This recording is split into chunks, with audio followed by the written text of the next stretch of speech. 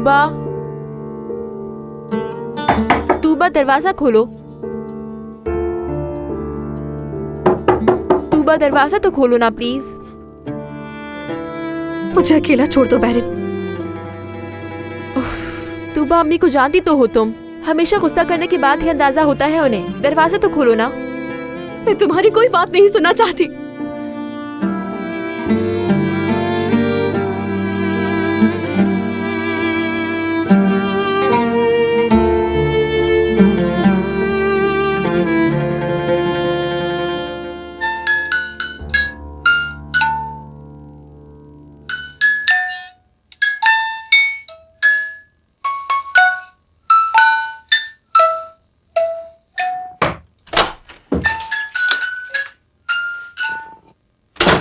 ओह, देखो तो जरा, मैं वहाँ सारे काम कर रही हूँ और तुम यहाँ बैठकर म्यूजिक सुन रही हो।